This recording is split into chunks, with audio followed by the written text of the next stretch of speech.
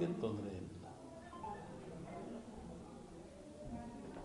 ರಾಷ್ಟ್ರ ರಾಜಕಾರಣದಲ್ಲಿ ಇನ್ನೇನು ಕೆಲವೇ ತಿಂಗಳಲ್ಲಿ ಚುನಾವಣೆ ಬದಲಾವಣೆ ಆಗ್ಬೋದು. ಹೇಳಿದ ಅಲ್ಲೋಲು ಕಲ್ಲೋಲು ಆಗ್ತದೆ, ರಾಜಕೀಯ ಅಸ್ಥಿರ ಆಗ್ತದೆ. ಈ ಲೋಕಸಭಾ ಚುನಾವಣೆ ವೇಳೆನೇ ಆಗ್ತದೆ ಸುಮ್ಮನೆ. ಈ ಸದ್ಯದ ಪರಿಸ್ಥಿತಿ ಮುಂದುವರಿಯೋದಿಲ್ಲ ಹಾಗಾದರೆ ಮುಂದಿನ ಲೋಕಸಭಾ ಚುನಾವಣೆ ನಂತರ ನೋಡ್ತೀವಿ. ಹೇಳಿದ ಸತಿ ಹೇಳ್ತೀವಿ ಅದ್ರ ಬಗ್ಗೆ. ಇನ್ನೂ ಕಾಲ ಅವಕಾಶ ಇದೆ. ಡಿಸೆಂಬರ್ ವೇಳೆಗೆ ಚುನಾವಣೆ ಬರ್ತದೆ. ನಾವು ವಾಪಸ್ಸು ಊರಿಗೆ ಹೋಗ್ಬೇಕು. ಚುನಾವಣೆ ಪೂರ್ವದಲ್ಲಿ ಅಸ್ಥಿರತೆ ಯಾವ್ದಾರು ಹೇಳಿ ಅಪಾಯ ತಂದುಕೊಳ್ಳೋಕೆ ಇಷ್ಟಪಡಲ್ಲ ನಾನು. ಒಳ್ಳೇದಾಗಲಿಲ್ಲ. ಈಗ ರಾಜ್ಯದಲ್ಲಿ ಅಸ್ಥಿರತೆ ಉಂಟಾಗ್ತಾ ಇದೆ ಅಂತ ಮುನ್ಸೂಚನೆ ಕಾಣ್ತಿದೆ. ಅವರವ್ರ ಸರ್ಕಾರದ ವಿರುದ್ಧ ಅವರವರೇ ಲೆಟರ್ ಬರೆಯೋದು, ಕಮಿಷನ್ ಜಾಸ್ತಿ ಸಹಜವಾಗಿರೋದಲ್ರಿ. ಮನುಷ್ಯನಿಗೆ ಸಹಜವಾಗಿರೋದೇ ಅವನ್ನೇನು ಯಾರನ್ನೂ ತೃಪ್ತಿಪಡಿಸೋಕ್ಕಾಗಲ್ಲ. ಅವಾಗ ಆಸನೆಗಳು ಮೂಡ್ತವೆ. ಅಪ್ಪರ ವಾಪಸ್ ನಾವು ಊರಿಗೆ ಹೋಗ್ಬೇಕಂದ್ರಲ್ಲ, ಯಾವ ಅರ್ಥದೊಳಗೆ ನೀವೇನೋ ಹೇಳಿ, ನಾವೇನೋ ಹೇಳಿ. ಅಲ್ಲ, ಈ ಹಿಂದಿನ ಆ ಥರದ ಥ್ರೆಟ್ಗಳು ಬಂದಿದ್ವು ಅಂತ ಬರಲ್ಲ ಮಾಡ್ಕೊಳಲ್ಲ ಅಷ್ಟೇ. ನೀವೇ ಹೋಗತ್ತಿಗೆ ಅಂತ ಸ್ಟಾರ್ಟ್ ಆಗ್ತದೆ. ಏನಾದ್ರು ಹೇಳಿ ಅದಕ್ಕೆ ಅವಕಾಶನೇ ಕೊಟ್ಟಿರ್ಬಾರ್ದು ಅಷ್ಟೇ. ಆ ಥರ ಸಂದರ್ಭಗಳೇನಾದರೂ ಇಲ್ಲ, ಆಗೋದು ಬೇಡ ಅಷ್ಟೇ. ನೀವು ಸ್ವಲ್ಪ ಆ ಥರ ಹೇಳಿಕೆ ಕೊಟ್ಟರು ಚಲೋ. ಇಲ್ಲ, ಆ ಥರ ಹೇಳಿಕೆ ನಿಮ್ಮ ಭವಿಷ್ಯನ ಎಲ್ಲರೂ ನೋಡ್ತಿರ್ತಾರೆ, ಕಾಯ್ತಿರ್ತಾರೆ, ಏನು ಹೇಳ್ತಿರ್ತಾರೆ ಅಂತೇಳಿ. ನೀವು ಮುಂದೆ ಹೇಳಿದ ನಂತರ ನಮಗೆ ಸಮಸ್ಯೆ. ಸಿದ್ಧಾಂತವೇ ಅದು, ಕಂಪ್ಲೀಟ್ ಸಿದ್ಧಾಂತನೇ ಅದು. ಅವ್ರು ಹೇಳುತ್ತಲೇ ಇರ್ತಾರೆ, ನಾವು ಊಟ ಮಾಡ್ತಲೇ ಇರಬೇಕು ಅಷ್ಟೇ. ಅದಕ್ಕೂ ಸಂಬಂಧ ಇಲ್ಲ ಅಷ್ಟೇ. ಧರ್ಮದ ವ್ಯಾಖ್ಯಾನವೇ ಬೇರೆ ಇದೆ. ಅವ್ರಿಗೆ ಯಾರು ಹೇಳಿದ್ರು ಹಿಂದೂ ಧರ್ಮ ಯಾರು ಹುಟ್ಟಿಸಿದ್ರು ಅಂತ. ಸುಮ್ಮನೆ ಯಾಕೆ ಹೇಳ್ತಾರೆ? ನೋವಾಗಿದ್ದು ಕೇಳ್ತಾರೆ. ಅದಕ್ಕೆ ಪರಿಹಾರ ಎಲ್ಲರೂ ಹೇಳ್ಬೇಕು. ಏನು ನೋವಾಯಿತು, ಹೆಂಗಾಯಿತು, ಅವ್ರಿಗೆ ಯಾಕೆ ನೋವಾಯಿತು, ಧರ್ಮ ಹೆಂಗೆ ಹುಟ್ಟಿತು ಹಂಗಾರದು. ತತ್ವಜ್ಞಾನದಲ್ಲಿ ಫೇರಿಂಗ್ ಥಿಯರಿ ಅಂತ ಬರುತ್ತೆ. ಧರ್ಮ ಹುಟ್ಟಿದ್ದೇ ಭಯದಿಂದ ಅಂತ. ಫಿಯರಿಂಗ್ ಧರ್ಮ ಭಯದಲ್ಲಿ. ಮನುಷ್ಯ ಮೊದಲು ನೀರು ನೋಡಿದ, ಹೆದರಿದ, ಕುಡಿದ, ಖುಷಿ ಆಯ್ತು ಅವನಿಗೆ. ಬೆಂಕಿ ನೋಡಿದ, ಸುಡ್ತು, ಹೆದರಿದ, ಅದು ಬೇಸಿಗೆ ತಿಂದ, ಖುಷಿ ಆಯ್ತು ಅವನಿಗೆ. ಗಾಳಿ ನೋಡಿದ, ಸುಡ್ಡು ಗಾಳಿ ಬಂತು, ಹೆದರಿದ, ಅದು ಉಪಯೋಗ ಗೊತ್ತಾಯಿತು, ಪೂಜೆ ಮಾಡಿದ. ಹಾಗೆ ಫಿಯರಿಂಗ್ ಥಿಯರಿ ಅಂತ ಯಾವುದು ಭಯ ಇದ್ದಾಗ ಅವರಿಗೆ ಗೊತ್ತಾಗೋದು ಪೂಜಿಸ್ತಾನೆ, ಇಲ್ಲ ಅದನ್ನು ವಿರೋಧ ಮಾಡ್ತಾನೆ. ಈ ತತ್ವಜ್ಞಾನ ಅವೆಲ್ಲ ಇರುವಂಥದ್ದೆಲ್ಲ ಅವ್ರಿಗೆ ನೋವಾಗಿದೆ ಹೇಳಿರ್ತಾರೆ. ಆ ನೋವಾದಾಗ ನಾವು ಪ್ರತಿಭಟಿಸ್ಬೇಕು. ಅದು ಹೇಳ್ಬೇಕಾರೆ ಯಾವ ತಿಳ್ಕೋಬೇಕು. ಅವ್ರಿಗೆ ನೋವಾದರೆ ಹಸ್ತವನಿಗೆ ಗೊತ್ತು, ಉಂಡವನಿಗೆ ಗೊತ್ತಾಗಲ್ಲ. ಅದನ್ನು ಅವರೇ ಹೇಳ್ಬೇಕು, ಏನು ನೋವಾಯಿತು ನಿಮಗೆ ಸಮಾಜಕ್ಕೆ ಹೇಳಿ. ಇಲ್ಲ ನಾವು ತಿಳ್ಕೋಬೇಕು, ಏನು ಹಿಂಗೆ ಆಗಿರ್ಬೋದಲ್ವೇ. ಸಾವಿರಾರು ವರ್ಷಗಳ ದಾಸ್ಯ ಅನುಭವಿಸಿದವರಿಗೆ ಗೊತ್ತು. ಕೆಣಕೋದು ಬೇಡ.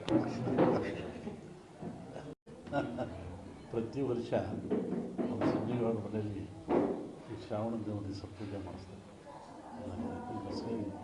ಇದು ಪದ್ಧತಿ. ಅವರಿಗೂ ನಮಗೂ ಒಂದು ಪದ್ಧತಿ. ಗದಿಗ ನಮ್ಮ ಸಂಕೇಶ್ವರ ಒಂದು ವರ್ಷಕ್ಕೊಂದ್ಸತಿ ಕರೆಸ್ತಾರೆ. ಹೋದವರು ಅಲ್ಲಿ ಬಂದಿದ್ದೆ, ರಾಜ್ಯದಲ್ಲಿ ಮಳೆ ಇಲ್ಲ, ಸಂಪೂರ್ಣವಾಗಿ ಮಳೆ ಕಡಿಮೆ ಆಗಿದೆ.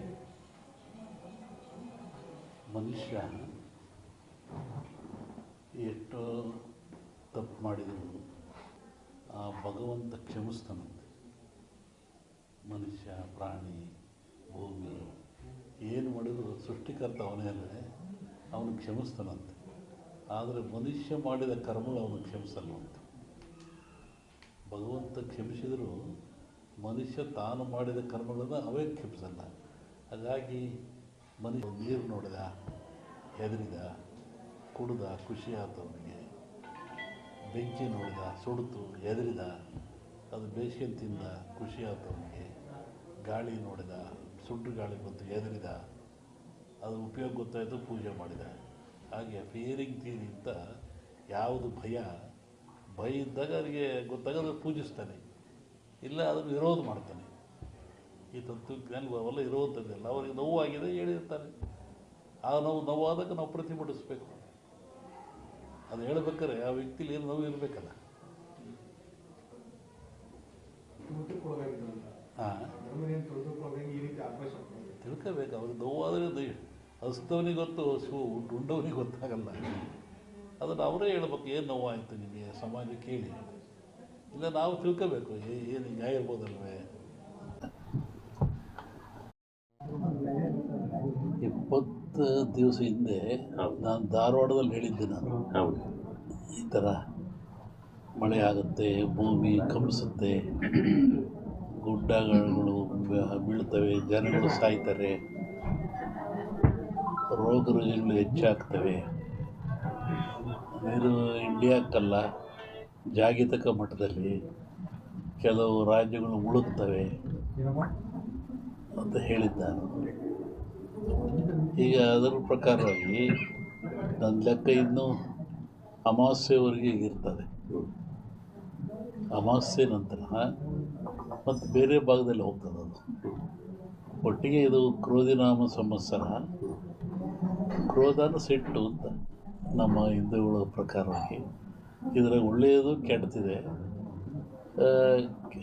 ಒಳ್ಳೆಯದಕ್ಕಿಂತ ಕೆಟ್ಟದೇ ಜಾಸ್ತಿ ಪ್ರಾಕೃತಿಕವಾಗಿ. ಹಾಗಾಗಿ ಪ್ರಾಕೃತಿಕ ದೋಷ ಇದು ಮುಂದುವರಿಯುತ್ತೆ. ನನ್ನ ಲೆಕ್ಕದಲ್ಲಿ ಅಮಾವಾಸ್ಯೆವರೆಗೂ ಒಂದು ಭಾಗದಲ್ಲಿ ಕಮ್ಮಿ ಆಗ್ತದೆ, ಅಮಾವಾಸ್ಯೆಗಳು ಮತ್ತೊಂದು ಭಾಗದಲ್ಲಿ ಜಾಸ್ತಿ ಆಗ್ತದೆ.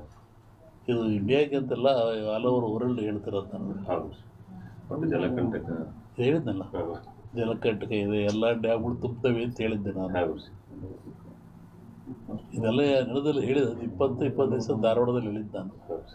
ಇದು ನಡೆದಿರೋದೆಲ್ಲ ಮುಂದೆಲ್ಲ ಅದೇ ಅನಿಷ್ಟ ಜಾಸ್ತಿ. ಆಮೇಲೆ ಕರ್ನಾಟಕ ಪೊಲಿಟಿಕ್ಸು. ಒಬ್ಬ ಸನ್ಯಾಸಿ ತಪಸ್ಸಿ ಕೂತಿದ್ದಂತೆ. ಒಬ್ಬ ಬೇಡ ಒಂದು ಜಿಂಕೆ ಉಡಿಸ್ಕೊಂಬಂದಂತೆ ಕೊಲ್ಲಕ್ಕೆ ಅಂತ. ಅವನ ಮುಂದೆ ಹೋಯ್ತಂಥದ್ದು ಜಿಂಕೆ. ಅವನು ಬೇಡ ಬಂದ, ಏನು ಸ್ವಾಮಿ ಇಲ್ಲಿ ಜಿಂಕೆ ಓತಾ ಅಂತ ಕೇಳ್ದ. ಇವನು ಹೇಳಿ ಕೇಳಿ ಸನ್ಯಾಸಿ ಅವನಂದ, ಈ ಓತು ಅಂತ ಹೇಳ್ಬಿಟ್ರೆ ಕೊಂದು ಬಿಡ್ತಾನೆ, ಆ ಕೊಂದು ಪಾಪ ನನಗೆ ಬಂದುಬಿಡುತ್ತೆ. ಇಲ್ಲ ಅಂತ ಹೇಳಿದ್ರೆ ಸುಳ್ಳು ಹೇಳಿದ ಪಾಪನೂ ಬರುತ್ತೆ ನನಗೆ, ಏನು ಮಾಡೋದು ಅಂತ ಯೋಚನೆ ಮಾಡಿದ್ದಂತ. ಆಮೇಲೆ ಮತ್ತೆ ಅವನ ಆಸೆ ಕೇಳಿ, ಎಲ್ರಿಗೊಂದು ಹೇಳ್ರಿ ಇದ್ರಿ ಸ್ವಾಮಿಗಳು ಇಲ್ಲೇ ಓತಲ್ಲ. ಅದಕ್ಕೆ ಅವನು ಸನ್ಯಾಸಿ ಹೇಳಿದಂತೆ, ಯಾವುದು ನೋಡ್ತು ಅದಕ್ಕೆ ಮಾತಾಡೋಕ್ಕೆ ಬರಲ್ಲ, ಯಾವುದು ಮಾತಾಡುತ್ತೋ ಅದು ನೋಡಲ್ಲ, ಏನು ಮಾಡಪ್ಪ.